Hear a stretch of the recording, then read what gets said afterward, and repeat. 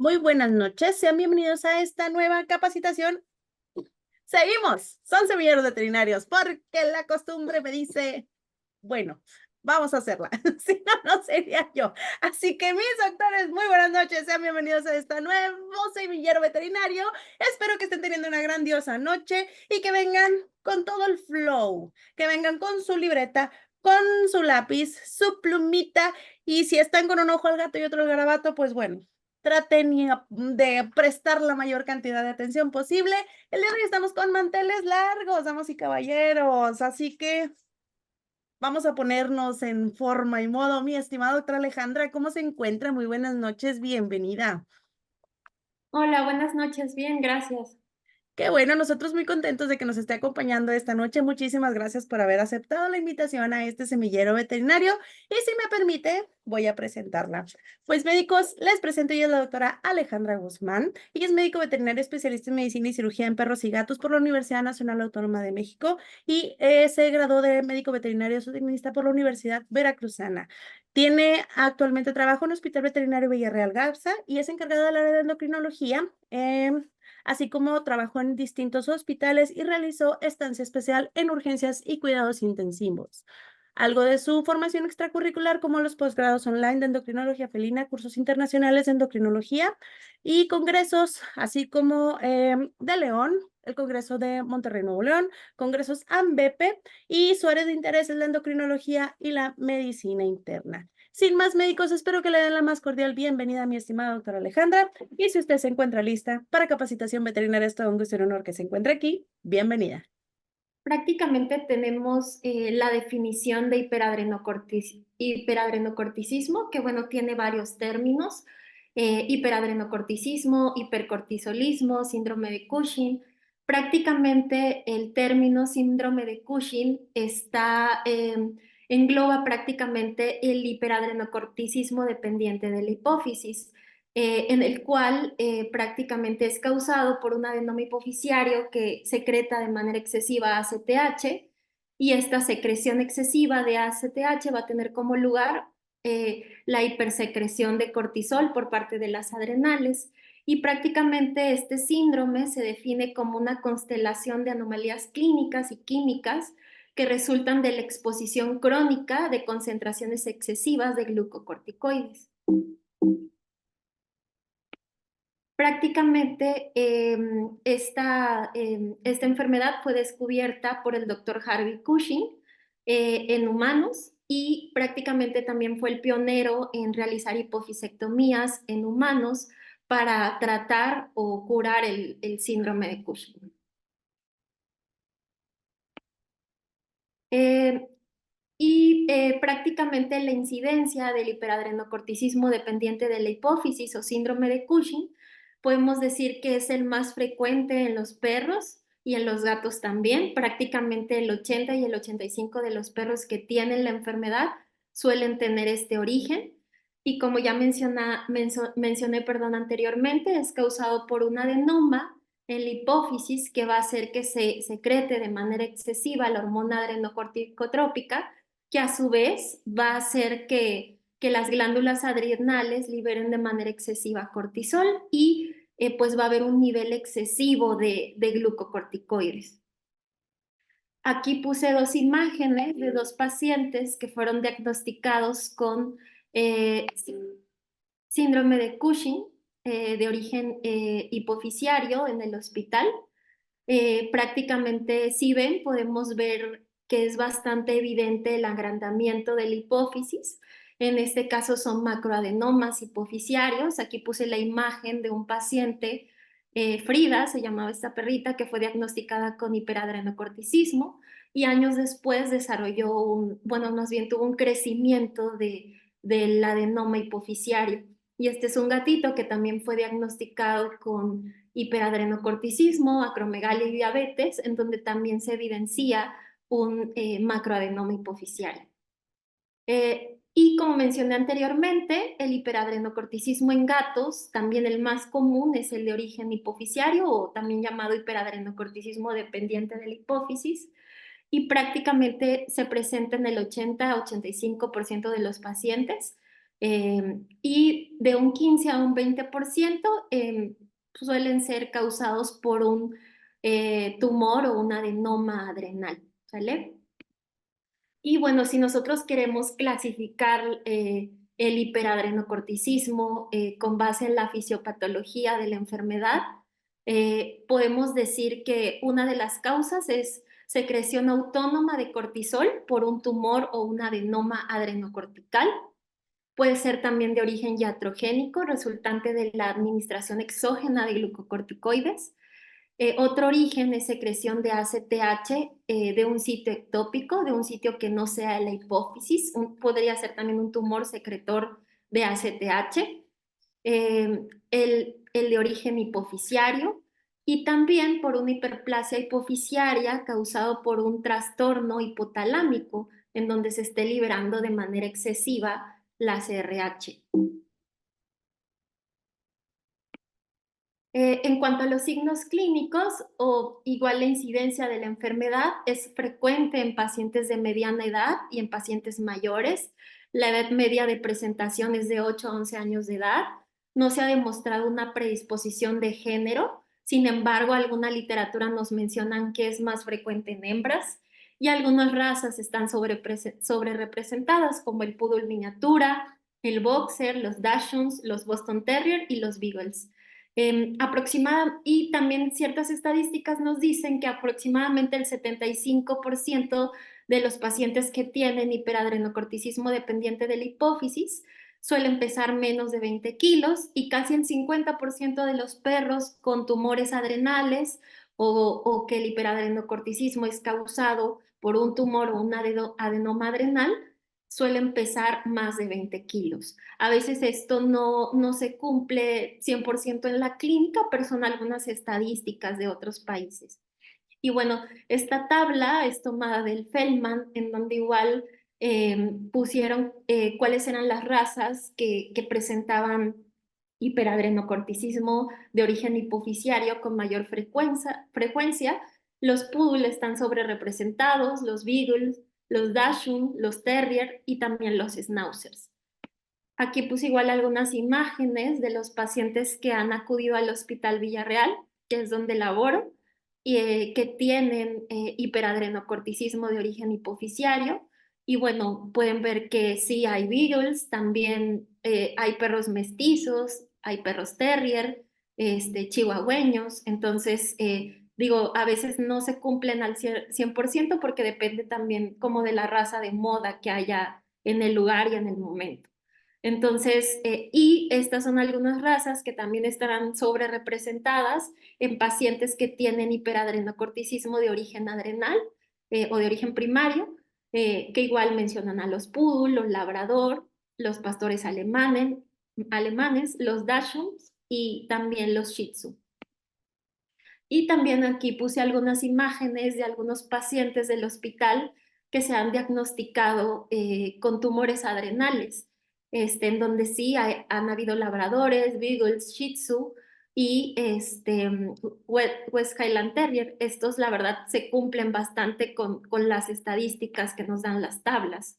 Algunos de los signos clínicos del hiperadrenocorticismo, los más comunes, son poliuria polidipsia, polifagia, jadeo, distensión abdominal, alopecia endocrina, hepatomegalia, debilidad muscular, pérdida de la masa muscular, hipertensión.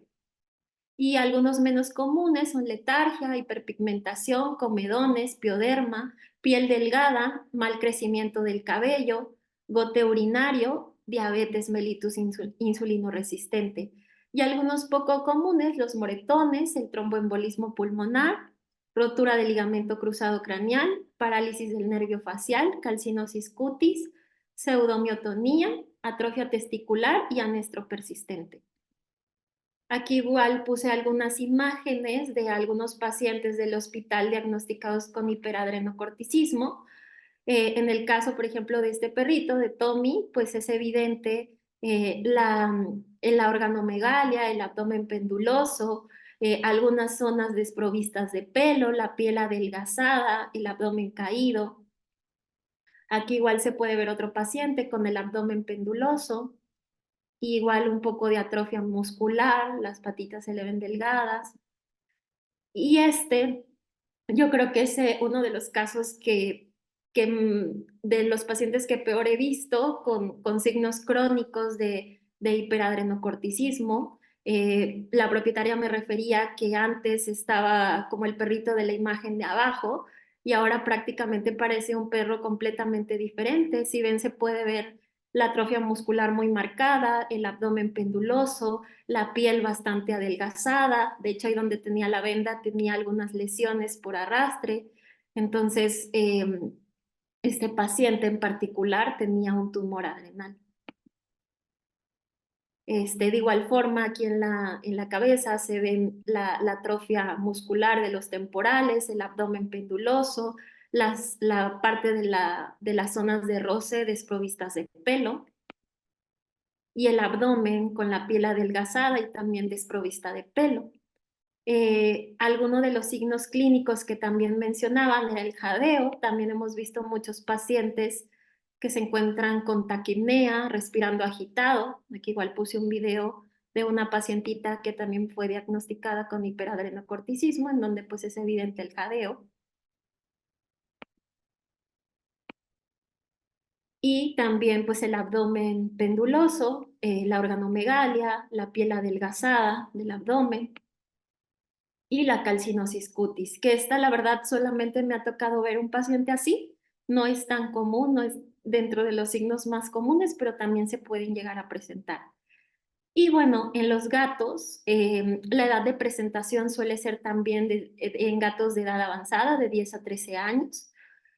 No se ha encontrado una predilección de raza o de sexo, aunque teóricamente también algunos estudios dicen que los machos están sobrerepresentados, los gatos machos diabéticos, y prácticamente sabemos que en gatos una de las causas de resistencia a la insulina es el hiperadrenocorticismo. Entonces, en muchas ocasiones nos llegan gatitos con un diagnóstico de diabetes mellitus, que en muchas ocasiones es causada por la resistencia a la insulina que produce el cortisol.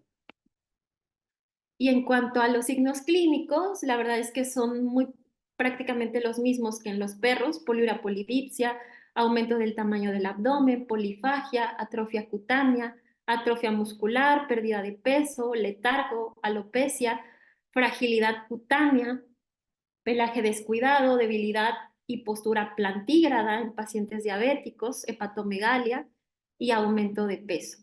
Aquí igual puse algunas imágenes que están en el Feldman de gatitos, de gatos, en donde se puede ver algunos pacientes con fragilidad cutánea, en donde tuvieron desgarros de la piel, en donde igual se ven las zonas desprovistas de pelo, el abdomen penduloso, la organomegalia, la hepatomegalia y la piel muy adelgazada, la fragilidad cutánea.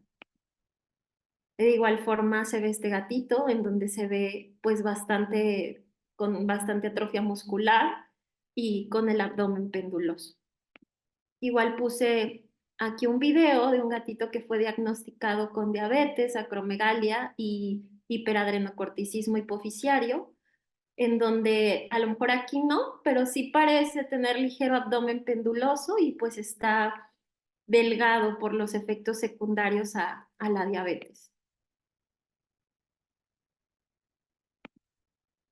Y bueno, también están reportados los signos neurológicos que normalmente son secundarios a los efectos de la ocupación del tumor hipofisiario.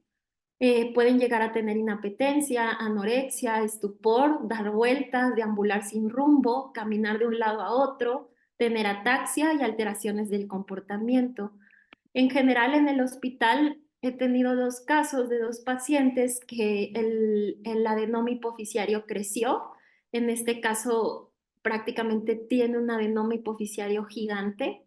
Y el perro, pues, presentaba varios signos neurológicos. De hecho, no tuve oportunidad, la verdad, de grabarlos, pero sí el paciente se veía desorientado. En algunas ocasiones llegaba a apoyar la cabeza en la pared y estar aletargado, desorientado. Este, y Esta es igual otra paciente que tuve con un adenoma hipoficiario que lo desarrolló años después de tener el tratamiento. Y las alteraciones de laboratorio comunes en perros con hiperadrenocorticismo es el leucograma de As3, leucocitosis por neutrofilia, linfopenia, eosinopenia, trombocitosis, eritrocitosis leve. En la bioquímica sanguínea podemos ver el aumento de fosfatasa alcalina, aumento de ALT, hipercolesterolemia, hipertrigliceridemia, hiperglucemia. Y en el urianálisis, densidad urinaria por debajo de 1.018 y 1.020, proteinuria, y también es común observar infecciones del tracto urinario. Estas son algunas alteraciones comunes también en gatos con hiperadrenocorticismo. Si yo intento comparar un poco las alteraciones de laboratorio, podría decir que es más común que los gatos con hiperadrenocorticismo, es muy común que veamos hiperglucemia o muy común que veamos a dos entidades endocrinas como es la diabetes y el hiperadrenocorticismo.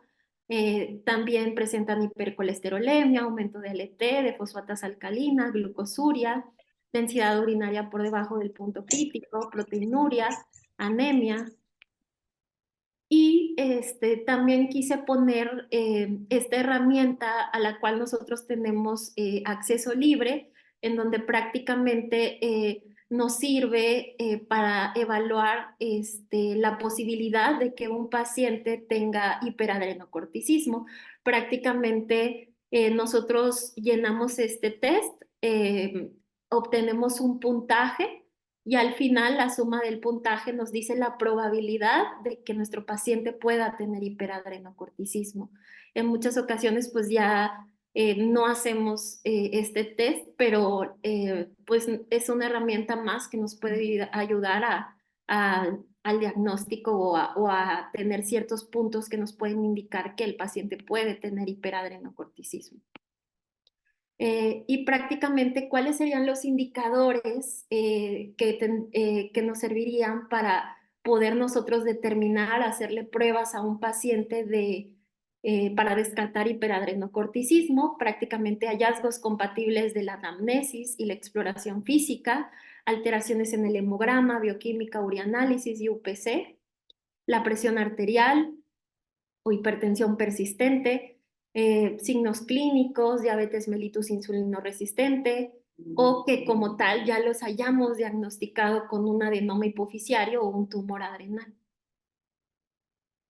Aquí también quise poner el consenso para el diagnóstico de hiperadrenocorticismo, que también está libre, que lo pueden encontrar en internet, en donde prácticamente nos dicen cuáles serían las pautas para poder establecer el diagnóstico con nuestros pacientes.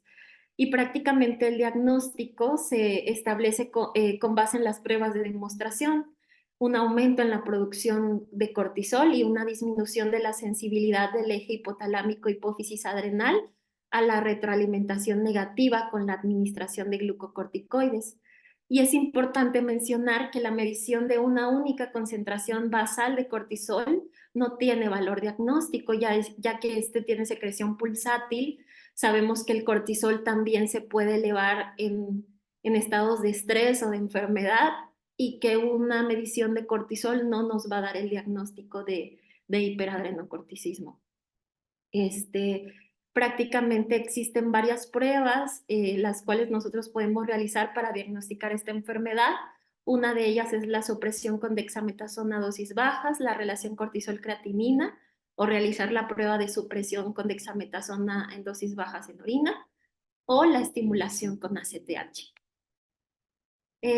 Prácticamente el protocolo de supresión con dexametasona a dosis bajas consiste en tomar una muestra de cortisol basal en tubo rojo a las 0 horas.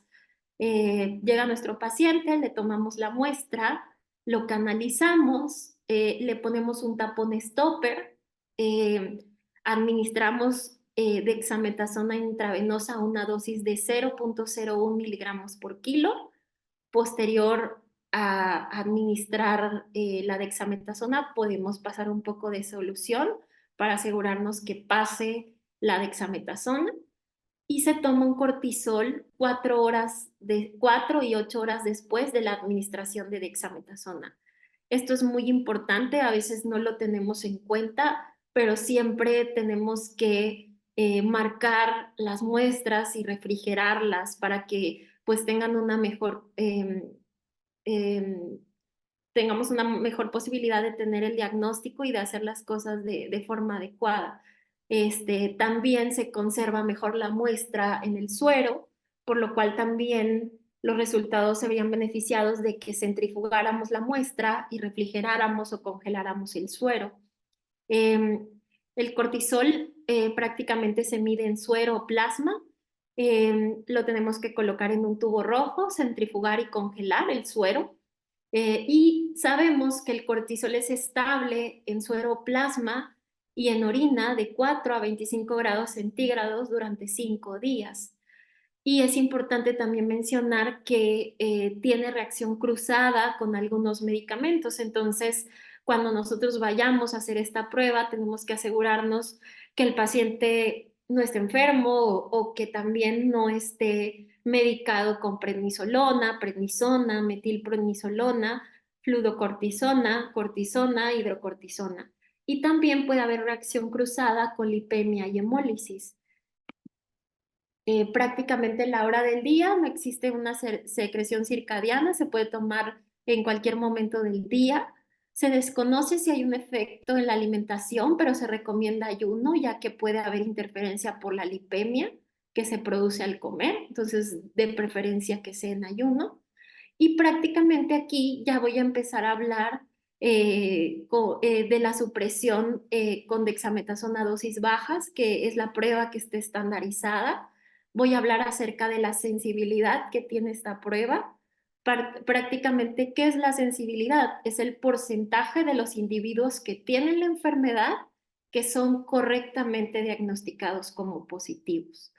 Esta prueba tiene el 95% de sensibilidad, es decir, 95% van a ser verdaderamente enfermos y un 5% de falsos negativos. En cuanto a especificidad, la supresión con dexametasona a dosis bajas, la especificidad se define como el porcentaje de individuos que no tienen la enfermedad que son correctamente diagnosticados como negativos. Tiene un 86% de especificidad y 14% de esta prueba pueden resultar falsos positivos en cuanto a la especificidad. Y como mencioné anteriormente, prácticamente el cortisol basal no es una prueba diagnóstica, puede estar influenciada por estrés y sabemos que el cortisol tiene secreción pulsátil. Y en caso de que tengamos un paciente que tiene alta sospecha de tener hiperadrenocorticismo y la prueba de supresión nos sale no compatible o no consistente con hiperadrenocorticismo, podemos hacer de la mano de otras pruebas diagnósticas. Si más de una prueba es negativa, se debe considerar la posibilidad de que el paciente no tiene hiperadrenocorticismo. Y en dado caso que las pruebas no salgan negativas, podemos esperar 6 meses a que, si es que tiene la enfermedad avance y los signos progresen para poder obtener el diagnóstico. Normalmente lo que esperamos de la prueba de supresión con dexametasona a dosis bajas es que en perros normales la administración de dexametasona provoca la supresión del eje, prácticamente tiene la capacidad de inhibir al eje, y lo que esperamos en un paciente sano es que después de la administración de la dexametasona el cortisol baje. En pacientes con tumores adrenales, la dexametasona en cualquier dosis no suprime la secreción de cortisol. Y de hecho, la verdad es que esto es muy cierto. Los pacientes que he diagnosticado con tumores adrenales, en donde me sale positiva la prueba, normalmente no se hace ninguna supresión. La mayoría de los cortisoles salen bastante altos. Y en perros con hiperadrenocorticismo dependientes de la hipófisis, la secreción de ACTH no suprime adecuadamente mediante la administración de una dosis baja de dexametasona. Entonces, prácticamente si un paciente no suprime o no baja el cortisol a las 8 horas después de la administración de dexametasona, pues puedes decir que muy probablemente ese paciente pues tiene hiperadrenocorticismo. Prácticamente para tener el diagnóstico es con la muestra de cortisol a las 8 horas. Algunos laboratorios manejan microgramos sobre decilitro, algunos otros laboratorios manejan 38.6 nanomoles sobre litro y unidades también diferentes, pero normalmente perros con mayores o iguales a 1.4 o a 38.6, dependiendo de las unidades en las que estén, se consideran positivos o compatibles con la enfermedad. Y pues teóricamente tampoco vamos a realizar una prueba de estas a cualquier perro, sino a un perro que tenga la sospecha de tener la enfermedad. Y prácticamente los criterios, hay algunos criterios que también menciona el consenso de hiperadrenocorticismo para poder interpretar esta prueba. Y prácticamente esta prueba también tiene la capacidad de poder darnos una idea de si el hiperadrenocorticismo es hipófisis dependiente o dependiente de la hipófisis. Prácticamente estos son los criterios. Una, pues es que tengamos un paciente compatible con la enfermedad, que la supresión haya salido mayor a 1.4 o 38.6. La segunda es que la muestra de las 4 horas sea menor al 50% del valor basal. Y la tercera, que la supresión de la muestra a las 8 horas sea menor al 50% del valor basal.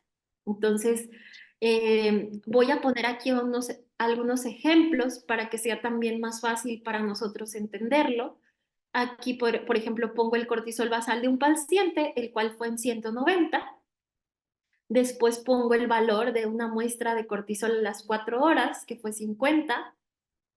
Y aquí se cumple un criterio, porque sí, fue más de la mitad del valor, menos de la mitad, perdón, del valor basal.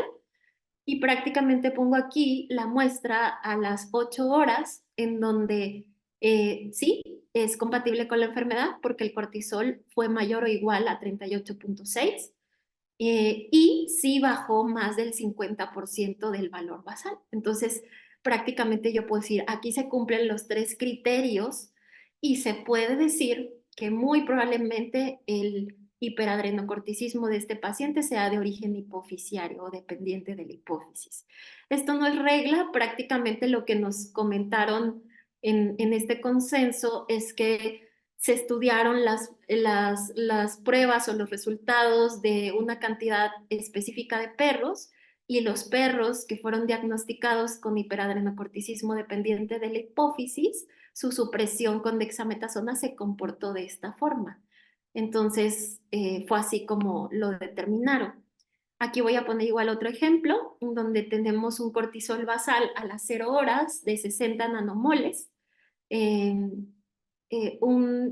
la muestra de 58 y la muestra de las 8 horas de 48. O sea, decimos, ok, sí, la muestra de las 8 horas fue compatible con la enfermedad, pero no se cumple el criterio que la muestra de las 4 horas sea menos del 50% del valor basal, ni tampoco que la muestra de las 8 horas sea menos del 50% del valor basal. Entonces aquí se cumple solo uno de los criterios.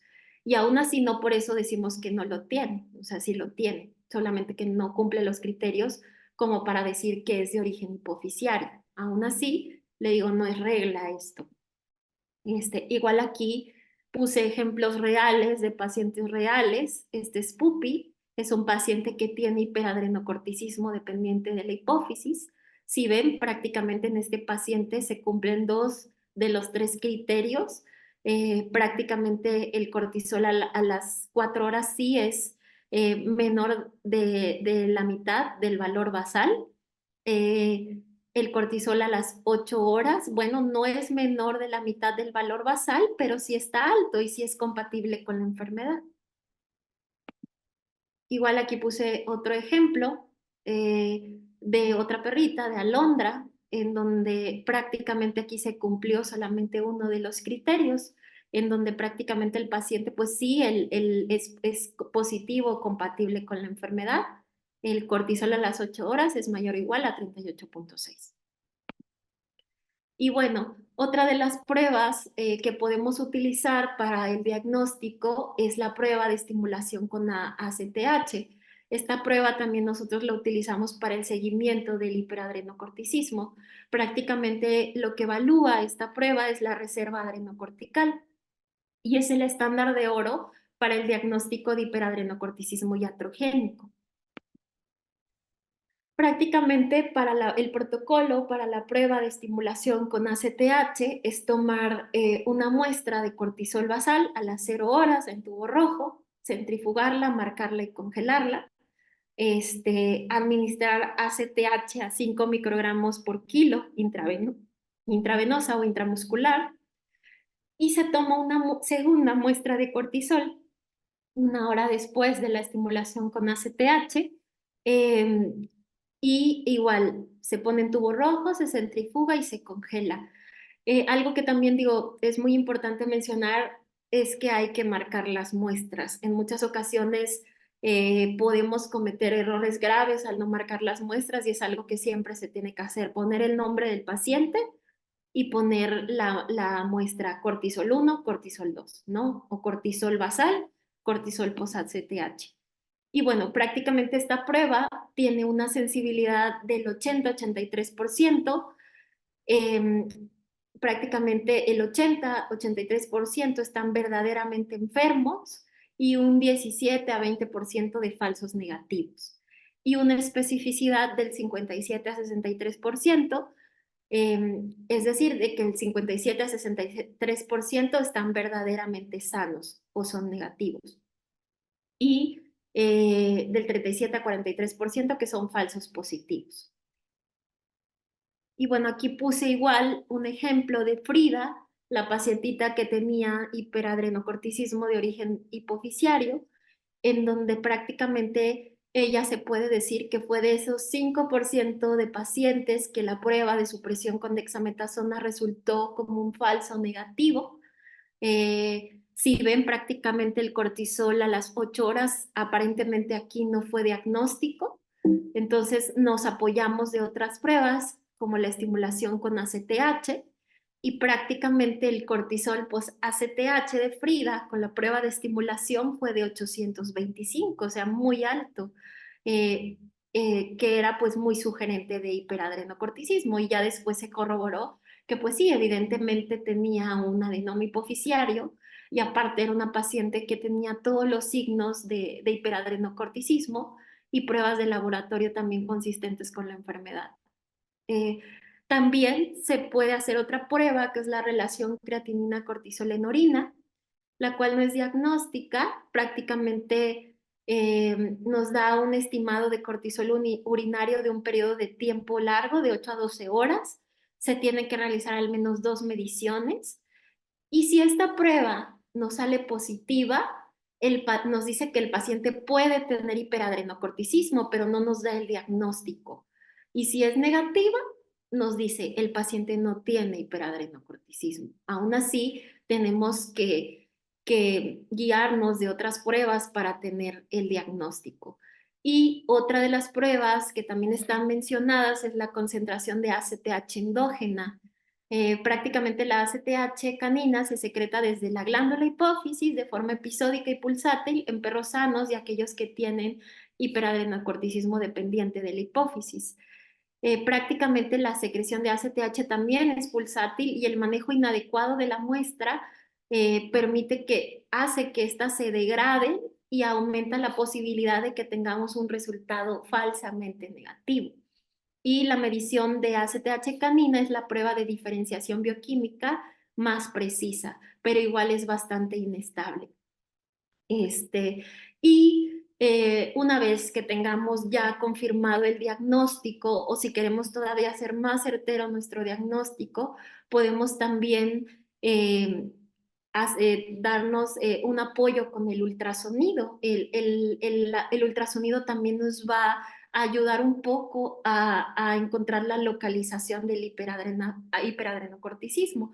Básicamente, si vemos adrenomegalia bilateral, si las dos glándulas adrenales, perdón, están grandes, muy probablemente el hiperadrenocorticismo que tenga nuestro paciente sea de origen hipofisiario, porque prácticamente pues la hipófisis va a secretar ACTH y va a estimular a las dos glándulas adrenales por igual. Y si vemos adrenomegalia unilateral, es muy probable que el paciente tenga hiperadrenocorticismo primario o de origen adrenal. Y prácticamente a veces no solo veríamos una adrenomegalia bilateral, sino un tumor, una glándula adrenal tumorizada. Y también es importante mencionar que el hecho de que tengamos una prueba positiva de hiperadrenocorticismo, pero tengamos un paciente con adrenales normales, no descarta la enfermedad. O sea, hay muchos pacientes que pueden tener hiperadrenocorticismo con glándulas adrenales normales. Esto solamente nos va a ayudar a dar un apoyo del diagnóstico, más no nos va a dar el diagnóstico. Entonces, digo, un paciente puede tener adrenales normales y aún así tener hiperadrenocorticismo. Y también depende del tiempo que el paciente haya estado expuesto a la enfermedad. Uno espera que entre mayor tiempo el paciente pasó con la hipercortisolemia, pues la estimulación constante de la ACTH, pues estas glándulas adrenales van a estar grandes. Y prácticamente también ya existen medidas de lo que se considera normal o anormal en cuanto a las mediciones de las glándulas adrenales con base en el peso. Prácticamente pacientes menores a 10 kilos, las glándulas adrenales deben de medir menor o igual a 5.4 milímetros de diámetro. Pacientes de 10 a 30 kilos deben de medir menor o igual a 6.8 milímetros y más de 30 menor o igual a 8 milímetros. Aquí, por ejemplo, puse igual una imagen de Tommy, uno de los pacientes diagnosticados con hiperadrenocorticismo. Si vemos, Tommy pesa 6 kilos y lo normal es que sus glándulas adrenales midieran 5.4 milímetros o menos. Y prácticamente los polos de las glándulas adrenales de Tommy miden 0.77, o sea, 77 milímetros y 79 milímetros, o 7.9, perdón, milímetros y 7.7 milímetros. O sea, sí están agrandadas. Igual la adrenal derecha. Aquí puse igual la otra imagen de otro ultrasonido de otro paciente, Pupi, en donde es un paciente de 10 kilos. Sus adrenales prácticamente tendrían que ser menores a 5.4 milímetros. Y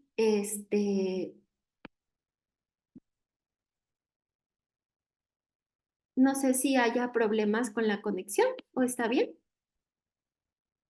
Todo correcto, Doc. Ok. Y bueno, vemos que las glándulas adrenales también de Pupi están agrandadas, prácticamente miden 7.9 milímetros por 9.3 milímetros, y bueno, no se ve un tumor evidente en alguna de las adrenales.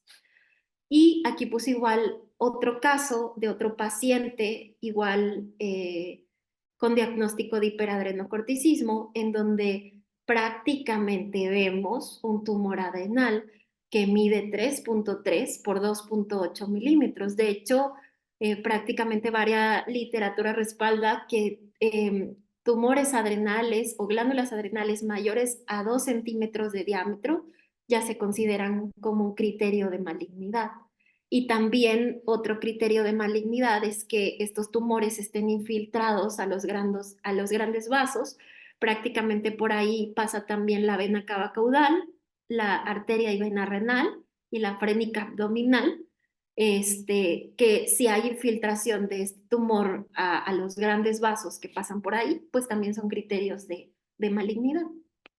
Igual aquí puse la imagen de ultrasonido de Luke y posterior a ello lo mandamos a tomografía para poder retirar este tumor, en donde pues sí, es evidente el tumor adrenal.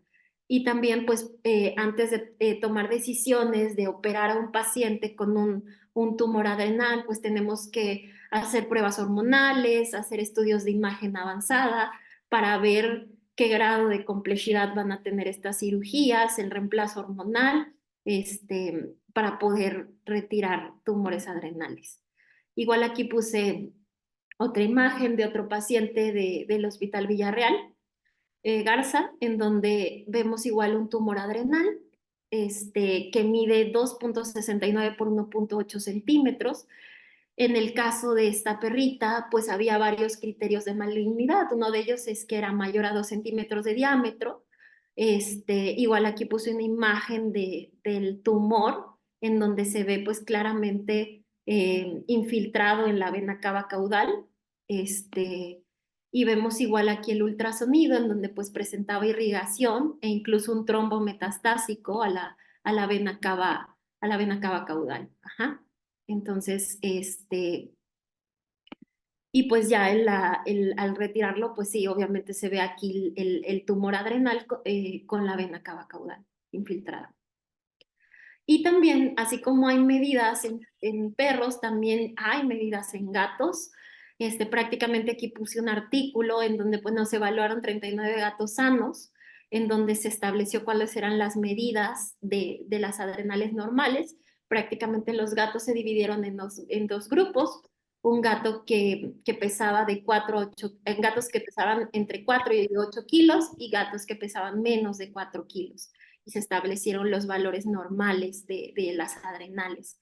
Y aquí puse igual a Blanco, un gatito diagnosticado con hiperadrenocorticismo, en donde podemos ver que pues lo normal es que la adrenal midiera 0,48 centímetros y el de él mide 1,25 por 0,46. Entonces, pues también estaba agrandada de tamaño. Y bueno, también es importante mencionar que hay algunas alteraciones que también se pueden ver en pacientes con hiperadrenocorticismo y uno de ellos es el mucosele biliar. Pásame tu teléfono para que le metas en la red. Prácticamente aún no se ha aclarado la relación de la causa y efecto entre el hiperadrenocorticismo y la formación de mucoceles en la vesícula biliar.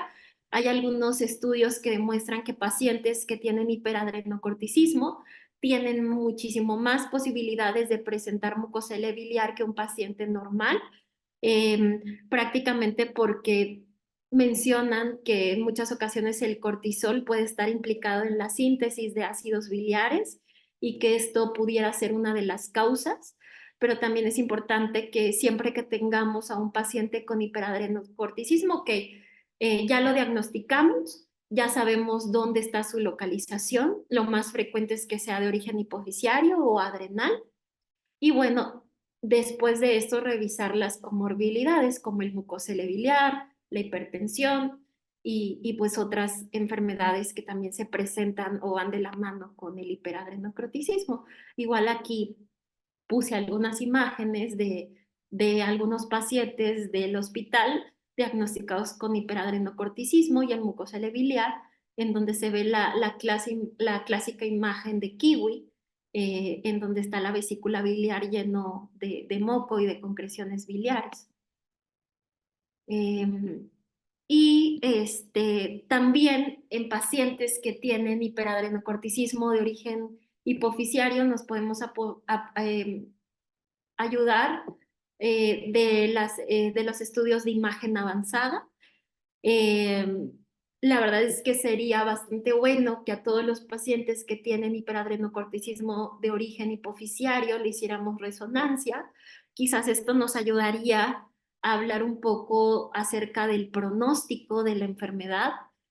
Obviamente, si nuestro paciente tiene signos muy marcados de una hipercortisolemia crónica y aparte signos neurológicos y aparte vemos que en los estudios de imagen avanzada tiene un macroadenoma hipofisiario, pues obviamente el pronóstico de este paciente pues no va a ser bueno. Aquí puse un artículo que la verdad me parece muy interesante, que no muchos médicos mencionan.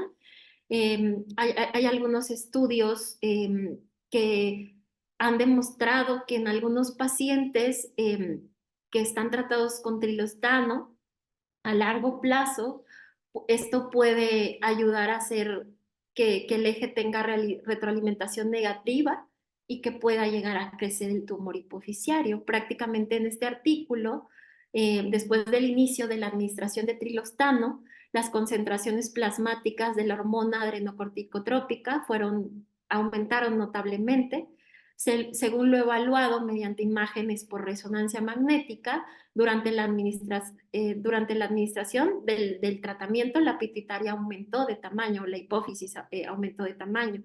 Sigue habiendo controversia sobre si la reducción de la retroalimentación negativa mediante la inhibición de la secreción de cortisol, similar al síndrome de Nelson, puede aparecer como un efecto adverso. Aún así, también existe la pregunta de que si estos pacientes hubieran recibido tratamiento, no, ese tumor hubiera crecido. Entonces, igual aquí puse la imagen de Frida, la cual fue diagnosticada hace 2 años con hiperadrenocorticismo, tiene una resonancia magnética antes y después del tratamiento, y 2 años después el tumor hipofisiario creció.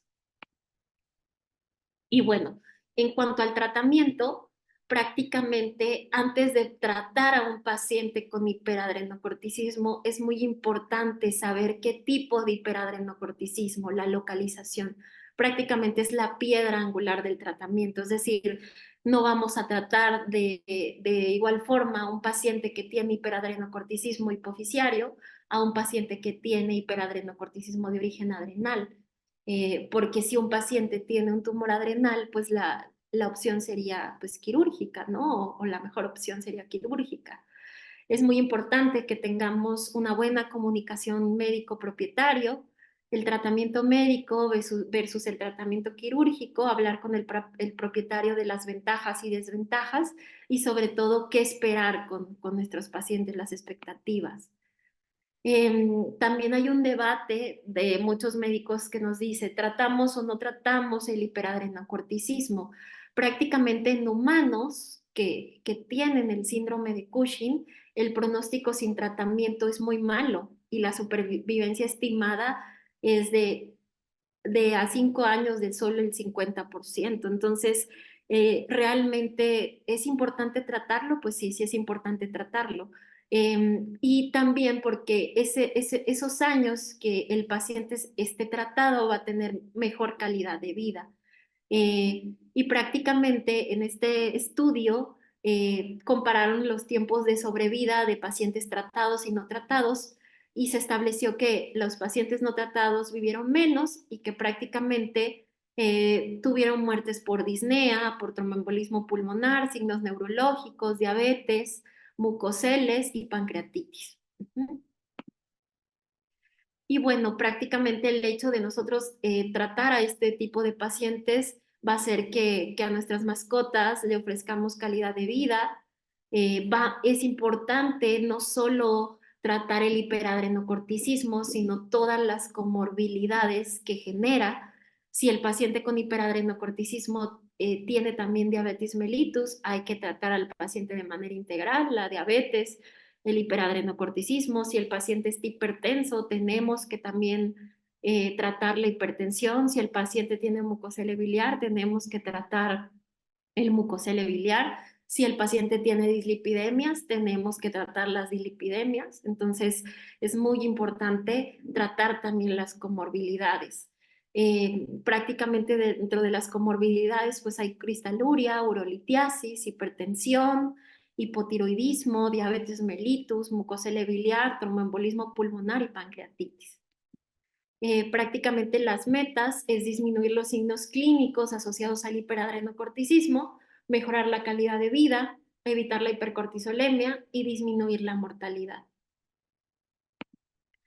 Y prácticamente el tratamiento quirúrgico para hiperadrenocorticismo hipofisiario, de hecho, el tratamiento quirúrgico es el tratamiento de elección en humanos.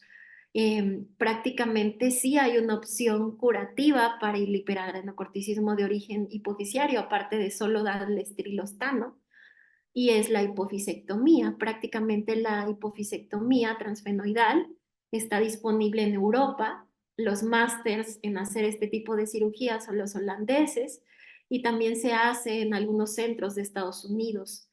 Prácticamente para hacer este tipo de cirugías, pues tendrían que tener un alto entrenamiento y especialización.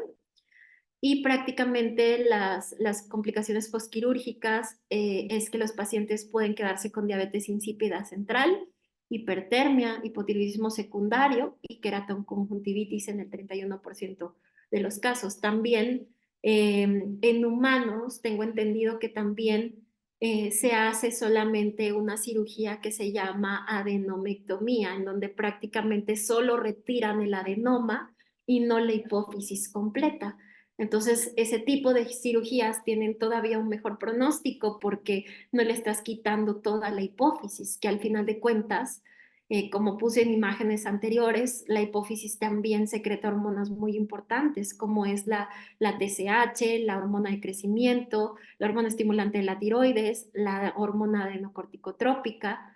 Entonces, muchos pacientes que se les quite la hipófisis, pues se van a quedar con algunas deficiencias.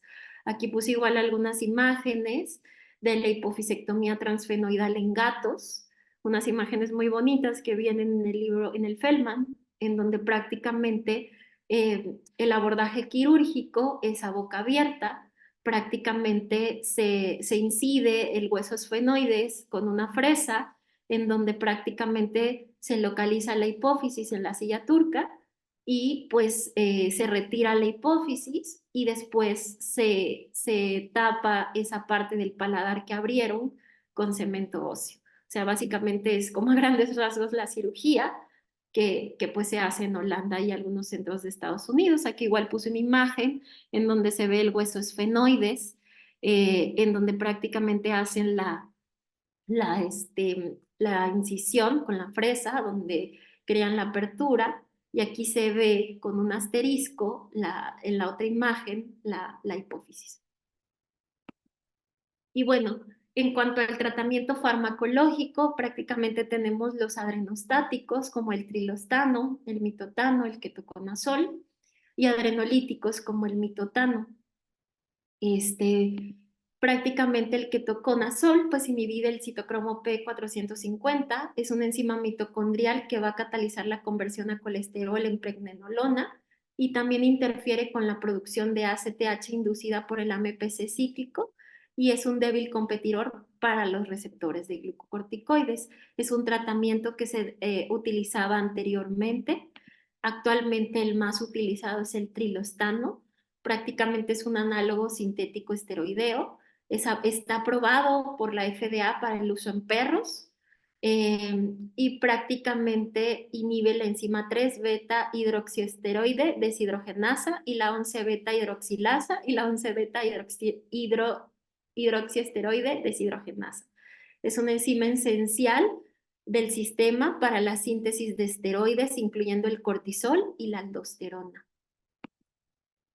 Prácticamente es muy importante mencionar que el trilostano a dosis alta sí puede causar necrosis adrenal. Hay 2 casos documentados. Prácticamente si un paciente llega a presentar necrosis adrenal, esto es irreversible. Prácticamente un paciente que tiene pues necrosis adrenal va a tener que recibir suplementación hormonal de por vida. Y conocer esto puede salvar vidas. Entonces es muy importante tener cuidado con las dosis. Prácticamente aquí puse una tabla que me compartió el doctor David Estrada, en donde prácticamente se ven todas las dosis de varios autores, de Decra, de Bugan, de Feldman, en donde si ven, las dosis son bastante variables. Entonces, muchos médicos tienen muchas dudas con qué dosis iniciar. Prácticamente en este artículo se estudiaron 70 perros con hiperadrenocorticismo natural y notaron que a medida que aumentaba el peso corporal, la cantidad de trilostano necesaria para el control de signos clínicos disminuía. Es decir, perros mayores a 15 kilos debemos iniciar con dosis pequeñas a 0.5 miligramos por kilo. Incluso yo diría que cualquier paciente deberíamos empezar con dosis pequeñas e ir haciendo ajustes dependiendo de la mejora del paciente, del control de los signos clínicos, de las pruebas que están estandarizadas. Entonces, aquí puse igual una tabla de las dosis recomendadas de acuerdo al peso. Y el monitoreo prácticamente no hay una prueba mejor que otra, o sea, prácticamente el monitoreo es integral. Nosotros como médicos no solo debemos basarnos en un valor de una prueba, sino también en la mejoría de nuestros pacientes, en la mejoría o remisión de los signos clínicos. La prueba que está estandarizada para el monitoreo es la estimulación con ACTH, que prácticamente se define como la prueba que evalúa la reserva adrenocortical. Esta prueba te puede decir, por decirlo así, si te estás pasando de la dosis, si ya estás causando una necrosis adrenal. Y los electrolitos también nos pueden ayudar a determinar si el paciente está mejorando o no. La densidad urinaria, la medición de presión arterial es parte del monitoreo de los pacientes con hiperadrenocorticismo y obviamente tratar las comorbilidades. El consumo de agua, ver si el paciente disminuye el consumo de agua y la ausencia de signos clínicos. Prácticamente, otra de las pruebas que tenemos a la mano es la prueba pre y post-trilostano. Prácticamente se toma un cortisol basal y se toma un cortisol 3 horas después de haberle dado la tableta o la píldora. Y prácticamente este estudio demostró que la prueba pre y post-trilostano era igual de efectiva que la estimulación de ACTH y que era más económica y más accesible, que de hecho sí. Y es importante mencionar que no en todos los lugares hay ACTH disponible. En algunos países no tienen acceso a la ACTH y que el costo también de la ACTH es bastante caro. A lo mejor si tienes, como en el hospital, en el Hospital Villarreal tenemos una gran cantidad de pacientes con hiperadrenocorticismo, pues sí es bastante rentable comprar el frasco porque tenemos una gran cantidad de pacientes, pero si a lo mejor tienes una clínica pequeñita y no sueles hacer estas pruebas de rutina, pues a lo mejor no te convendría comprar el frasco porque se va a caducar. Entonces, aún así, debemos igual hacer de la mano de la estimulación con ACTH si es que la tenemos disponible. Y prácticamente puse aquí un resumen del monitoreo de los pacientes, en donde es historia clínica y examen físico general. Preguntarle al propietario si notó una mejoría del tratamiento, si notó que mejoró el hecho de tomar mucha agua o orinar mucho, si está tomando menos agua. Muchos propietarios igual nos refieren que pues hay muchos perritos que tienen una desesperación por tomar agua y que incluso los despiertan en la madrugada para ir a hacer pipí. Y hay muchos propietarios que después del tratamiento nos dicen que estos signos clínicos mejoran. De hecho, yo diría que la poliripsia es uno de los primeros signos en resolver. Prácticamente, si nuestro paciente no tiene signos clínicos, podemos reevaluar o disminuir la dosis. Si pacientes siguen sin signos clínicos con la dosis que mandamos, podemos no hacer cambio de dosis, pero reevaluar en 3 meses. Si nuestro paciente sigue con signos clínicos a pesar de la dosis, hay que incrementar la dosis. Y si el paciente empieza con alteraciones clínicas como letargia, dolor abdominal, vómitos o diarreas, debemos suspender el tratamiento y realizar estimulación con ACTH. Si el paciente con la estimulación con ACTH, el cortisol post-ACTH es menor a 40, prácticamente seguimos tratando a la enfermedad. Perdón, si el cortisol después de la ACTH es mayor a 40, seguimos tratando al paciente y a la enfermedad, pero si el cortisol es menor a 40, pues existe el riesgo de que el paciente pueda tener hipoadrenocorticismo y debemos o detener el tratamiento o investigar. Entonces, con esto doy por concluida mi plática. Prácticamente quiero terminar mi plática agradeciendo al Hospital Veterinario Villarreal Garza por permitirme desarrollarme en esta área. Y también agradecer sobre todo a mis pacientes, que son los que me han enseñado mucho. Aquí puse una imagen con el primer gatito que diagnostiqué con hiperadrenocorticismo y el primer paciente que di de alta operado por un tumor adrenal. Y también puse una imagen con el doctor David Estrada, que fue una de las personas que me alentó en desarrollarme en esta área y que tuve la oportunidad de trabajar con él en el hospital de UNAM y en el Hospital Veterinario Delta. Gracias. Yay, excelente, mi doctora. Pues dame por favor un segundito porque tenemos algunas dudas. La primera pregunta a la doctora Silvia. Doctora, una consulta. En la prueba con estimulación a dosis bajas de dexametasona solo hace falta que se cumpla cualquiera de los 3 criterios para considerarlo positivo. No, para considerar positivo un paciente en la supresión con dexametasona a dosis bajas, solamente el cortisol a las 8 horas tiene que ser mayor a 37.8 o mayor a 1.4 para decir que el paciente es positivo, compatible con la enfermedad. Esa es para decir es positivo.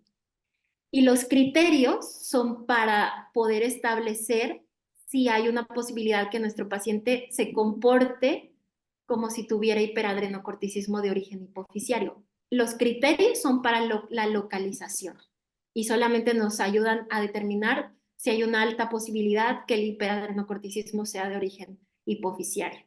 Pero eso no descarta las otras pruebas y eso no nos dice que el paciente es positivo. Los criterios son utilizados una vez que ya tienes al paciente positivo. Y prácticamente la muestra que te da el diagnóstico es la muestra de las 8 horas. Doctora Silvia, todo claro. Muchísimas gracias, doctora Alejandra. La siguiente pregunta es del doctor Arturo. Buenas noches. ¿La medida de las adrenales se toman de polo a polo o es de lo ancho? Es los polos. En gatos hay a veces algunas variaciones y miden lo largo, pero teóricamente lo correcto es solamente medir el polo craneal y el polo caudal. De hecho, todos los estudios están estandarizados midiendo nada más los polos. Gracias, doctor Arturo. ¿Todo correcto? La doctora Gabriela, cuando la hiperplasia es bilateral, ¿se recomienda la cirugía? Cuando la hiperplasia es bilateral, no. Prácticamente la hiperplasia bilateral lo que te dice es que muy probablemente el hiperadrenocorticismo que tiene tu paciente es de origen hipofisiario. Entonces, prácticamente, muy probablemente lo que tiene ese perrito es un adenoma hipofisiario que hace que se secrete de manera excesiva la ACTH y que esa ACTH hace un estímulo constante a esas adrenales y crecen de tamaño, pero el problema está en la hipófisis. Entonces, el paciente pues no se vería beneficiado de quitar las adrenales. La adrenalectomía estaría indicada en caso de tumores adrenales o que compruebes que ese tumor adrenal es maligno o que compruebes que ese tumor o ese adenoma sea productor de cortisol o de otras hormonas como las catecolaminas. Muchísimas gracias. La siguiente pregunta a la doctora Silvia. Cuando se produce Cushing iatrogénico, ¿hay que ir suspendiendo la dosis hasta dejar de darla y luego realizar pruebas complementarias o cómo deberíamos de proceder? Sí, así es. O sea, cuando un paciente tiene Cushing iatrogénico, o sea, el tratamiento no es con trilostano ni nada de eso. Prácticamente es quitar los esteroides poco a poco y prácticamente ir haciendo pruebas para ver si el paciente ya generó hipoadrenocorticismo y la prueba que esté estandarizada en este caso es la estimulación con ACTH. Honestamente, nunca he visto un paciente con hipoadrenocorticismo por el uso crónico de glucocorticoides. Aparte, también tendríamos que poner en una balanza si en algunos pacientes realmente se pudieran suspender los esteroides, porque también hay muchos pacientes que tienen enfermedades autoinmunes que se ven beneficiados de los esteroides. Entonces, ahí sería en una balanza, poner en una balanza si realmente sería opción quitarle los esteroides o no. Hay muchos pacientes que literal viven gracias a los esteroides, como las anemias hemolíticas. Entonces, en este caso, pues sería evaluar bien el caso para ver si se pueden quitar o no. Y si realmente no es necesario que lo tenga, pues sí se pueden retirar.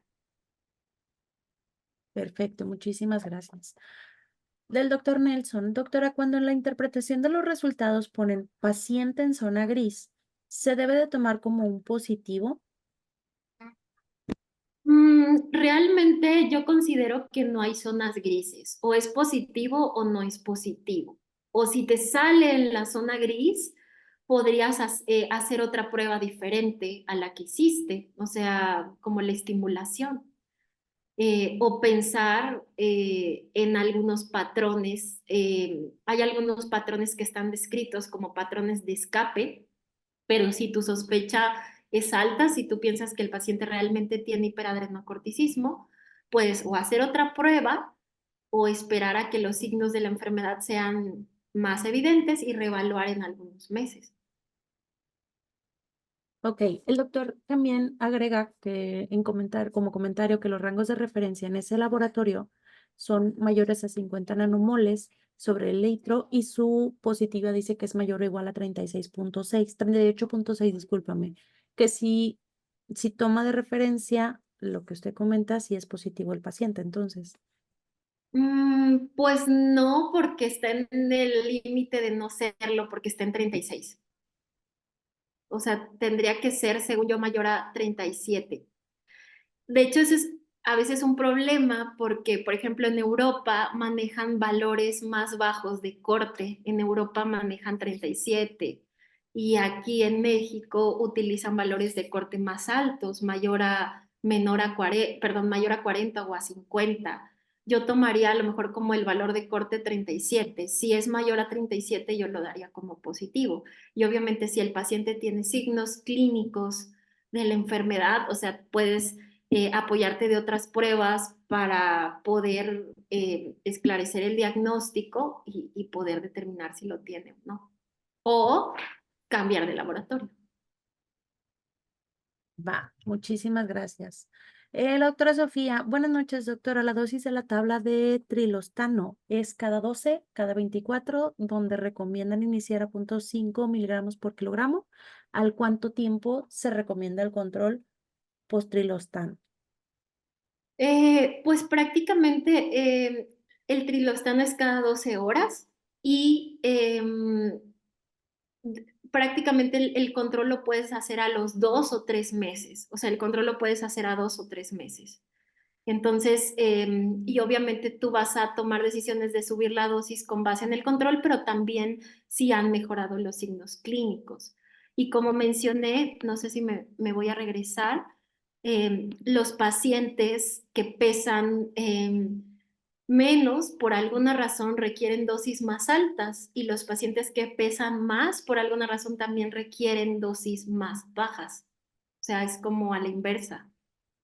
Entonces, podemos utilizar y también va a depender como del ajuste de la dosis del peso del paciente, porque hay pacientes que son muy pequeñitos, por ejemplo, que pesan, no sé, 2 kilos, 3 kilos y que a lo mejor una cápsula de 5 miligramos, por ejemplo, de trilostano le va a quedar muy alta.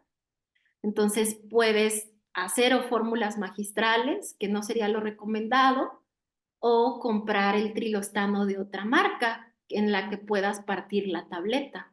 Eso también a veces antes era medio complicado porque solo existía la presentación de Decra, que es el Betoril. Entonces era muy difícil partir o redosificar las cápsulas. Pero ahora también tenemos el trilostano de Norbet, que son tabletas que también se pueden partir y que también se pueden utilizar en pacientes, por ejemplo, muy pequeñitos. Y pero pues sí, puedes empezar con 0.5 miligramos, pero también va a depender de la dosis y del peso del paciente y a lo que te puedas ajustar con las cápsulas o tabletas. A veces no tiene que ser así 100% exacto, a veces puede ser 0.7 o 0.8 o empezar con 1 miligramo por kilo, dependiendo del peso y de las cápsulas o las tabletas que se vayan ajustando. No te va a quedar a veces la dosis así exacta, 0.5. Doctora Sofía, ¿todo bien? El doctor Andrés, doctora, ¿en qué caso recomiendas el uso concomitante con cabergolina? Prácticamente la cabergolina está indicada en pacientes, por ejemplo, como el caso de Frida, son los pacientes que ya tienen signos neurológicos y que tienen tumores hipofisiarios grandes. En este caso, hay estudios que demuestran que la cabergolina puede ayudar a reducir el tamaño del tumor y también a que se inhiba la producción de ACTH. En pacientes que tienen tumores hipofisiarios grandes, se puede utilizar la cabergolina.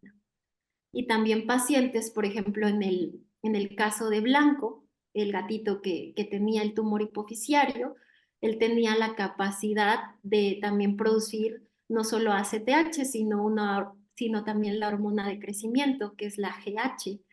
Y pacientes que tienen acromegalia, o sea, que tienen un tumor productor tanto de ACTH como de GH, se ven también beneficiados del uso de cabergolina. Pacientes que tienen tumores hipofisiarios grandes o pacientes que tienen acromegalia, gatos que tienen hiperadrenocorticismo y acromegalia. Perfecto, muchísimas gracias. El doctor Leonardo, cuando tengo un paciente diabético y sospecho tener hiperadrenocorticismo como enfermedad de base, ¿en qué momento debo hacer la prueba diagnóstica de hiperadrenocorticismo? Pues prácticamente en este caso, o sea, por ejemplo, en pacientes que están inestables o que se estresan mucho en el hospital, podemos a lo mejor hacer de la mano cambiar la prueba. En vez de hacer, por ejemplo, la supresión con dexametasona a dosis bajas, en ese tipo de pacientes podemos hacer la estimulación con ACTH, que evalúa la reserva adrenocortical. Y también, teóricamente, tendrías que intentar estabilizar al paciente o que el paciente no se encuentre en una enfermedad como cetoacidosis diabética. Tendrías que primero sacarlo de la cetoacidosis diabética, intentar estabilizarlo y más adelante hacer la prueba de supresión o de estimulación. Y la verdad es que, para ser honesta, los pacientes que he tenido con diabetes e hiperadrenocorticismo, una de las peculiaridades es que pueden estar con dosis muy altas de insulina y es muy difícil controlarlos. Entonces, si existe una de las altas sospechas de pacientes que no se controlan con una dosis convencional de insulina y aparte siguen subiendo la dosis y no hay una mejoría clínica en las glucemias, siempre sospechar de hiperadrenocorticismo. Pero podría hacer la prueba de estimulación con ACTH o estar seguro de que el paciente no esté en cetoacidosis y hacer la supresión. Muchísimas gracias, doctor Leonardo. ¿Todo bien? El doctor Freddy, buenas noches, doctor. Una consulta. ¿Usted tiene experiencia con el uso de cúrcuma? No, la verdad nunca le he utilizado. No tengo experiencia utilizando eso. Muchas gracias. La doctora Aura, cuando el paciente es muy nervioso, ¿cómo interpretamos el monitoreo pre y post trilostano? ¿O qué alternativa nos recomienda para monitorear objetivamente? Sí, como comenté anteriormente, teóricamente un paciente con en la prueba pre y post trilostano, con un paciente muy nervioso o estresado, lo mejor sería hacer la estimulación con ACTH y no hacer la prueba pre y post trilostano. Ok, muchísimas gracias, doctora Aura. ¿Todo correcto? La doctora Salomé. Hola, buenas noches. ¿Qué efectos secundarios ha visto utilizando trilostano? Como lo mencioné, de los efectos secundarios, honestamente, de los pacientes que he visto en el hospital, solamente un paciente muy pequeñito presentó diarreas y vómitos con el trilostano. La verdad es que tiempo después lo retomamos, nos esperamos con una dosis más bajita y posterior a ello ya el paciente no mostró ningún signo clínico. A veces la primera semana sí pueden llegar a tener algunos vómitos y diarreas, pero si realmente el paciente clínicamente se ve muy mal y deteriorado por la enfermedad, yo sugeriría insistir o al menos suspender a menos que el paciente se ponga muy mal. Ujú. Y otro de los efectos secundarios que ya mencioné es que en una paciente, que es igual la de la imagen, en Frida, es una perrita diagnosticada con hiperadrenocorticismo dependiente de la hipófisis y fue tratado con trilostano por 2 años y tiempo después el tumor hipofisiario creció.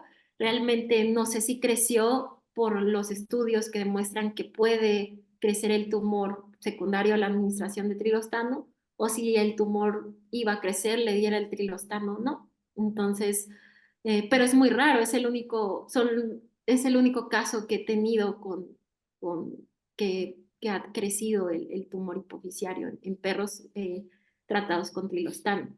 Y también pues mencionar a los propietarios que pues también si llegan a comenzar con signos neurológicos, pues es todavía más importante realizar el estudio de resonancia magnética. Perfecto. Muchísimas gracias, doctora. El control post-trilostano, el cortisol debe ser menor a 1.4. Post-trilostano. Honestamente no tengo fresco ahora los valores. Lo puedo buscar, solamente no lo tengo en, en la presentación. Déjame checar, ¿eh? Mm,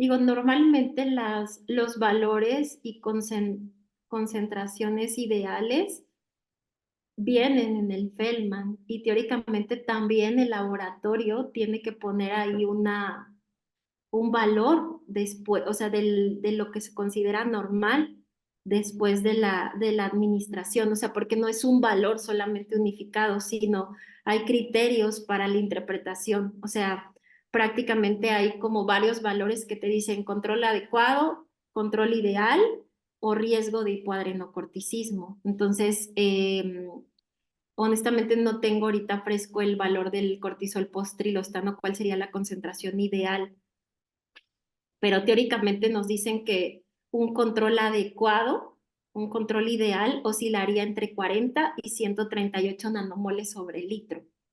Y eso habría que convertirlo en micromoles, que es las unidades que al parecer el doctor está manejando. Honestamente, nosotros aquí en Monterrey trabajamos con el laboratorio Red Lab y las unidades que manejan son nanomoles sobre litro, no microgramos sobre decilitro. Pero teóricamente el control adecuado o la concentración ideal sería por arriba de 40 y por debajo de 138 nanomoles sobre litro. Muchísimas gracias. Uh-huh. Le voy a dar un poquito más rápido porque tenemos más preguntas. ¿Un paciente podría tener hiperadrenocorticismo hipofisiario y adrenal? Sí, sí hay casos en donde sí se pueden presentar un hiperadrenocorticismo hipofisiario y adrenal. También hay una presentación del hiperadrenocorticismo en donde también el hiperadrenocorticismo de origen hipofisiario puede causar nódulos adrenales, puede hacer que se generen nódulos adrenales, no necesariamente productores de cortisol, pero también el hiperadrenocorticismo hipofisiario puede hacer que se generen nódulos adrenales, nódulos pequeños. Y sí, sí puede un paciente pues tener hiperadrenocorticismo hipofisiario y adrenal. La manera de corroborarlo pues sería hacer resonancia magnética, ultrasonido de abdomen y corroborar que es productor de cortisol ese tumor o ese adenoma. Uh-huh. Gracias. ¿Qué tan viable encuentra la posibilidad de realizar PAP ecoguiada de tumores adrenales? Punción ecoguiada. Pues en cuanto a la punción ecoguiada, la verdad es que nosotros la realizamos en el hospital. Honestamente, sí o sea, sí se puede hacer. Obviamente, sí hay riesgos, sí tiene sus riesgos. Uno de ellos, pues, es el sangrado, está reportado el sangrado. También, por ejemplo, hay que entender, por ejemplo, la anatomía adrenal. Hay muchos tumores adrenales que no nada más van a ser productores de cortisol, también van a ser productores de catecolaminas. Entonces, las catecolaminas prácticamente lo que producen es taquicardia, hiperventilación, hipertensión. Entonces, los pacientes a los cuales, por ejemplo, hemos sometido a cirugía por adrenalectomías con diagnóstico de feocromocitoma, han llegado a tener crisis hipertensivas severas, taquicardia de 200. Entonces, pues considero que no solo es puncionar por puncionar, sino a lo mejor ese día que haces la punción, mantener hospitalizado o en observación al paciente, medir la frecuencia cardíaca, la presión, ver que no haya sangrados y después darlo de alta. Pero honestamente nunca he tenido alguna complicación con las punciones adrenales. Sí se puede hacer y eso también te puede ayudar a orientar el diagnóstico si estás pensando en algo maligno. Gracias, Doc. Si hubiera un adenoma hipoficiario que genere signos neurológicos intracraneales, ¿cuál es el mejor tratamiento si no tenemos disponible la cirugía? Si no tenemos disponible la cirugía, prácticamente lo que tendríamos que hacer es o tratar con cabergolina al paciente para intentar inhibir la producción de ACTH y también, dependiendo de los signos neurológicos, ver la posibilidad del uso de antidermatosos como el manitol o el uso de esteroides, que en este caso sería poner en una balanza. Sé que está contraindicado el uso de esteroides en pacientes con hiperadrenocorticismo, pero poner en una balanza, aunque suene feo o mal que lo diga, qué va a deteriorar o qué va a hacer que se muera el paciente, el tumor o los signos neurológicos o la producción de cortisol. Y la verdad es que en este caso pues gana el tumor y los signos neurológicos. Si el paciente, a pesar del uso de esteroides eh, o del uso de antidermatosos, no mejora y el paciente está muy mal, pues hasta incluso estar indicado a la eutanasia. Pero pues, o incluso también en algunas ocasiones mencionan que también se pueden ver beneficiados de la radioterapia. La radioterapia también podría ser otra opción en este tipo de pacientes. La radioterapia, la quimioterapia, el uso de antidematosos, a veces los esteroides, que eso está un poco debatido porque están contraindicados en pacientes con hiperadrenocorticismo, pero yo creo que, pues sí, una opción podría ser la radioterapia. Honestamente no tengo experiencia en radioterapia. Gracias, doctora. ¿El tamaño del tumor adrenal sería criterio para realizar adrenolectomía? Sí, pero también no solo realizar la adrenalectomía, sino hacer estudios de imagen avanzada. O sea, prácticamente y corroborar también que ese tumor tenga características de malignidad, es decir, que crezca, que crezca muy rápido en un periodo corto de tiempo, corroborar también si ese tumor es productor de cortisol o de catecolaminas. Y sí, prácticamente la literatura, perdón, nos menciona que tumores adrenales mayores a 2 o 3 centímetros es un criterio de malignidad. Pero antes de meter a un paciente a cirugía, pues ya tendríamos que haber estabilizado al paciente, hacer estudios de imagen avanzada, hacer pruebas hormonales para ver si el tumor es productor y entrar bien preparados para la anestesia, porque como les comentaba, en muchos pacientes, si el diagnóstico del tumor es feocromocitoma, pueden entrar en crisis hipertensivas durante la cirugía, taquicardias. Entonces es algo que se tiene que tener bien en cuenta antes de operarlos. Uh-huh. Gracias. En el caso de Cushing iatrogénico, ¿cómo se hace el retiro de esteroides si se emplean fármacos inyectados de larga acción como el acetato de metilprednisolona, el betacorte?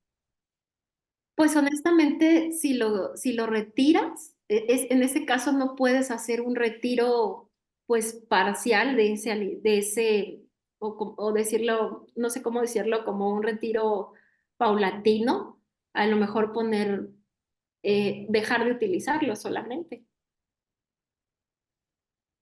Gracias, Doc. Ujú. ¿Cómo se realiza la interpretación de cortisol pre y post trilostano? Si sale bajo en post, ¿es recomendable disminuir la dosis?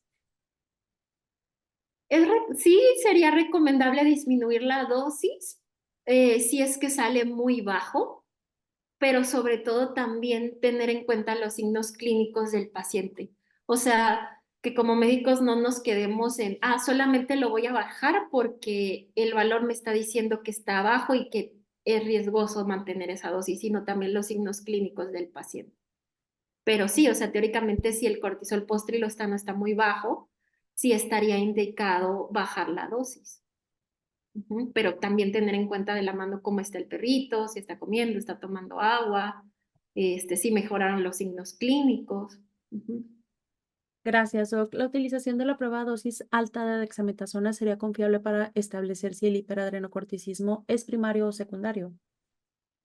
Sí, se puede utilizar, pero honestamente yo la verdad es que nunca la hago.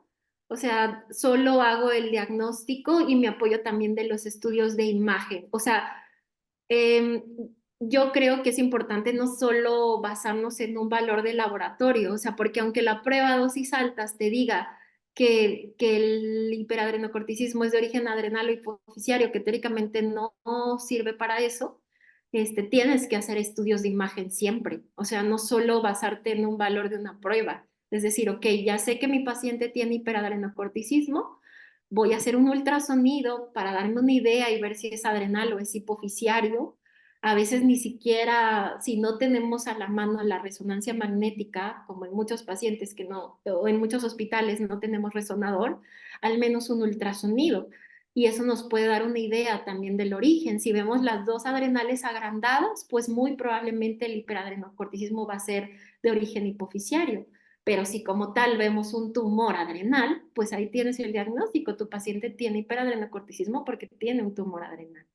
Entonces, yo lejos de hacerle gastar al propietario más dinero en más pruebas, yo le haría un ultrasonido que te ayudaría a ver si el paciente tiene un tumor adrenal, si el paciente tiene las adrenales agrandadas, si el paciente tiene mucosele biliar, si el paciente tiene urolitos y muchas cosas más. Ujú.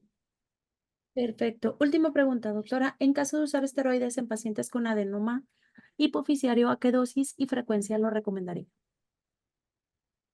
Pues se pueden utilizar, o sea, dosis desinflamatorias a 0,5 miligramos por kilo y evaluar respuesta. Por ejemplo, depende también del glucocorticoide. Si es dexametasona a 0,25, si es prednisona a 0,5 miligramos por kilo. Y obviamente ir siempre de la mano también con los doctores de neuro.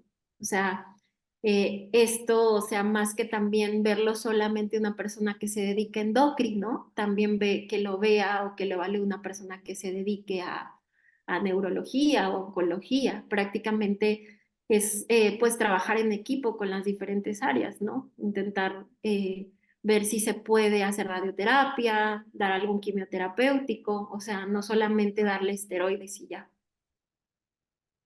Perfecto, muchísimas gracias. Ahí nos quedó una preguntita pendiente, igual y si me permite se la envío por WhatsApp.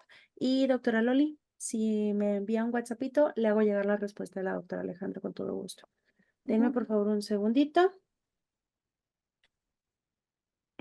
Doctora Alejandra, infinitamente agradecida por su tiempo, por su excelente clase. Espero que la haya pasado bonito y espero verla muy pronto por aquí en Capacitación Veterinaria nuevamente.